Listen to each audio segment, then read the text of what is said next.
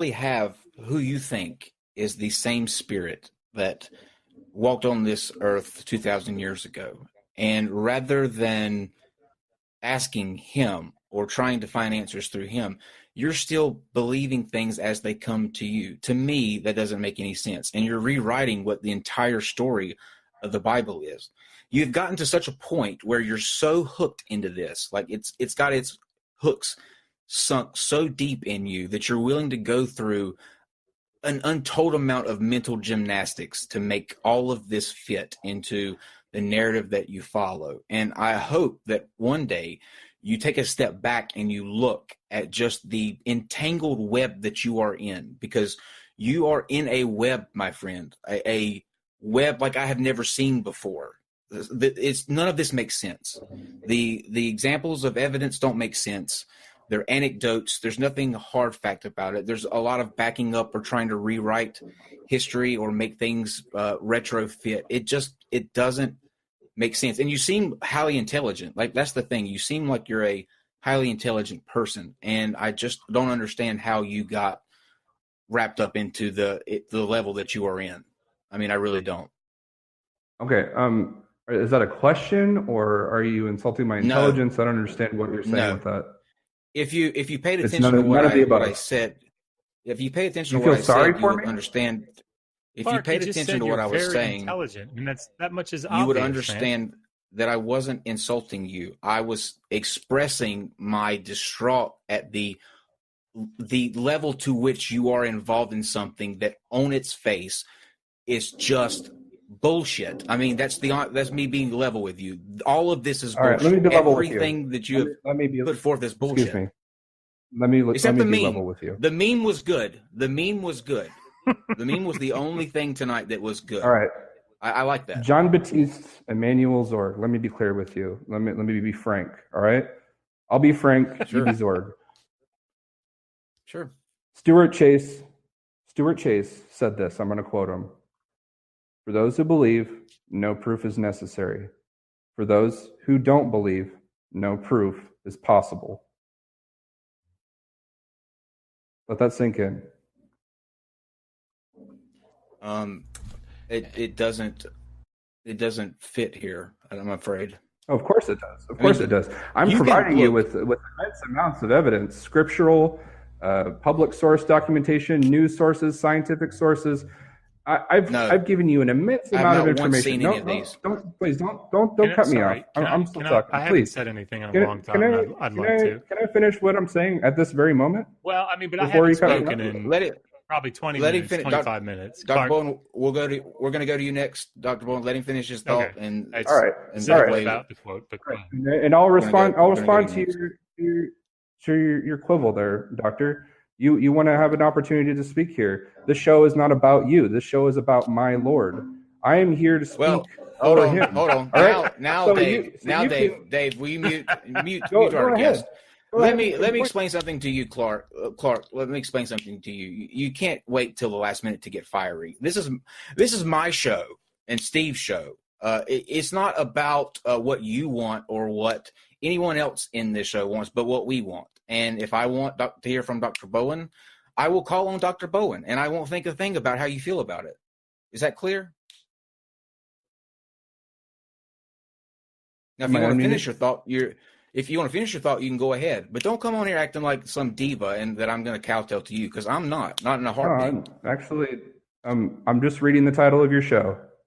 The title of today's episode doesn't say anything about Doctor's reply. It says Lord Rayel follower rebuttal. But that's not your concern. That's not your concern. That's my concern. You worry about providing me evidence. When you can provide me evidence, I'll worry about what your opinion means in terms of the grand scheme of this show. But until you can get past that first point, don't come over here trying to tell me how to run my show. In fact, now I'm not interested in hearing what you have to say. Dr. Bowen, please go ahead and say what you want to say about that quote. I guess my thought is, how do you explain me? I mean, I understand, the quote is a general principle, right? And I agree with the general principle of the quote. and I actually think it works against you in this case, because I think it says something. I mean, it's a double-edged sword, right? It speaks to you as much as it speaks to us.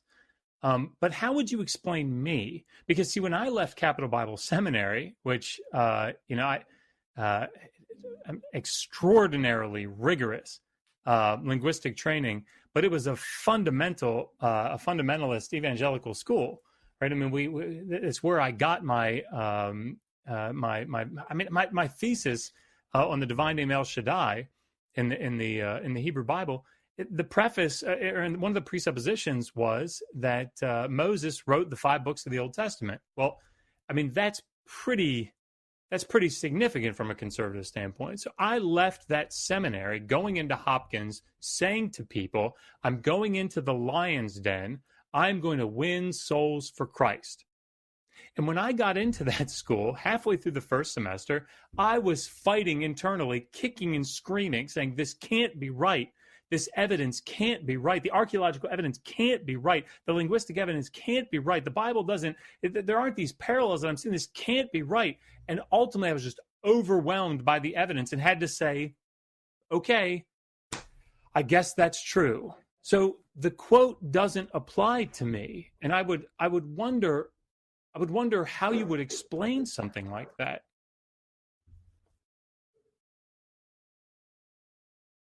How the quote actually applies to anyone in the audience, even including yourself. Can you guys hear me okay while you got me on video? Yeah. Okay. Good. So to explain the point where it would apply to anybody, both you said it's a double-edged sword, and it could apply to me. I entertain that notion that I could be wrong about anything. And in fact, I see no absolute truths except what's quantifiable science. Even news sources can be wrong. Let's face the facts here. They have been wrong. But at the same time, I don't see any quantifiable proof that the method of Torah code research that we've done is wrong. And I've seen so many open challenges to so-called Torah code experts, Bible code experts, that won't touch this topic of Lord Rayel with a 10-foot pole because, quite obviously, and I've spoken to Rabbi Mediyahu Glazerson myself, one of the top Torah code experts, he's afraid to touch this topic because of what it will do to his following.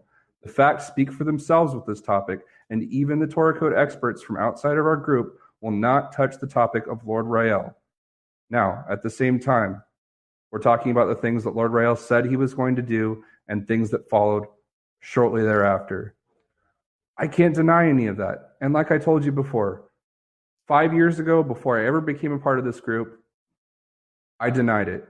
I denied it because it seemed crazy. And all the things that people were saying about it was either one side or the other. It was either it's lies and he's the Antichrist, or it's true and he's the returned Christ. And I was like caught in between here, not knowing which way to turn, but I was leaning towards denying because just the fact that logically it seemed so crazy. But I had to review the evidence to make sure, because I felt like I had a moral obligation to find out if he was lying or if he was telling the truth. And if all these things they were calling as proof were actually proof or just simply anecdotal and didn't matter. Now, a lot of these things in context of the proof around it is exactly what I'm telling you it is. It's proof, it's evidence. By itself, it could seem irrelevant, but it's not by itself. There's an immense amount of evidence around it. Option, right, Mark? Your logic is kind of flawed here. Those are not the only options. Hear what you said. Those are not the only options. If he could be mistaken, because I mean, if he even exists, to mental reasons, doesn't have to be lying. And the fact that he just could be wrong. You're suggesting that if he's lying, he's the Antichrist. You said he's the Antichrist, right? That's the real Christ, actually basically. That was the part I was talking to you about. No, I told you I was caught in between, and that is the point in between. What you were talking about him being just the possibility of him being crazy, or a bunch of these people being deceived in one way or another, whether or not it's Antichrist or Christ, or just some crazy guy who makes up things, or might believe half of the things he's saying, or most of the things he's saying, or all the things he's saying. Those are the parts in between that I'm talking about. And that's where I was stuck in the middle going, okay, this all seems crazy. I already made that much clear. That's what I thought until I reviewed the evidence. Now, what you guys have done, you've glimpsed the evidence. And we would hope that you would go beyond that and actually review the evidence. And not just the bits and pieces that I'm showing you here, but the evidence that we present all throughout our groups. We've got, I can plug a web page that shows an extensive amount of evidence all on one web page. And that's sanctuaryinterfaith.org, sanctuaryinterfaith.org. There's also Rayel.org, RA-EL.org. And if your media guy can put up both of those two pages, sanctuaryinterfaith.org, Rayel.org, RA-EL.org, so that your audience can see what those pages really look like, there they will see evidence. And also we have a Facebook congregation. Thank you. I'll put it in the description. And the Facebook congregation, I can send you all these links. There's a Facebook congregation. There's a Torah code group. Those places you can talk to the clergy directly, and they will give you solid answers. Now, I told you at the beginning of this episode, I told everyone that much of what I say is my own opinion, and much of what I say is relayed as evidence from the clergy, and also from Lord Rayel and his people, the people that are closest to him. You guys have to be able to discern the difference between my opinion and what I'm presenting as evidence. Now, when you're asking me what I believe, you're asking my opinion. Right, I get, but you're acting as a spokesperson for him. Now, you are friends with Lord Rayel. I mean, you know him personally, correct? Or are you getting the information through other parties? Face to face. Have you talked to him personally? None of our people have met him face to face. Okay. Is that it's a fulfillment of that prophecy in Matthew 24. No, it's no problem for me. Okay. I would expect that he not show his face to us, because that's according to prophecy. We're not supposed to know his location. Do you know where his accent's from? The way that it was explained to me was that his accent is a mix of past life memories. William Shakespeare. That makes sense. That makes sense now. That actually makes sense. It does, because it does sound like the 1500s style of England. You know what I mean? There's been people who say that it sounds a little bit like that and a little bit like something else and this, that, and the other. The reason for that is because it's not particularly from one incarnation. It's from a multitude of incarnations.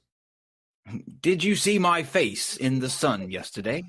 Yeah, it doesn't sound natural, actually. It sounds very unnatural as far as accents. But I'm not an accent expert, but it does sound contrived. It okay. definitely sound contrived. Steve, get the super chats ready. We're going to let these two gentlemen wrap up any last-minute thoughts.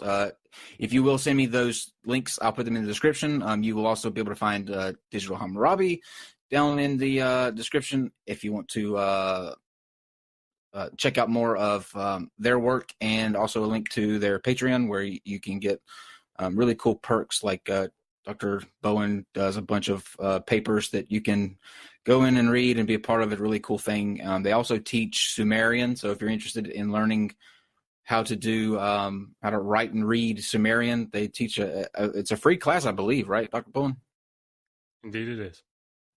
So you can go and learn that for free and check that out. And really cool. They do a lot of really cool stuff over there. So we'll start with you, Dr. Bowen. If you will give us any last minute thoughts that you have, takeaways, whatever you want to know. And then plug your channel, all that stuff. Roger that. So thank you all very much for having me on, Clark. Thank you for coming on. I know this was it couldn't have been easy. And I appreciate that. And I appreciate you responding in kind to my tone. And I think it's good that these things get a little bit fiery, and because I think probably the situation calls for it.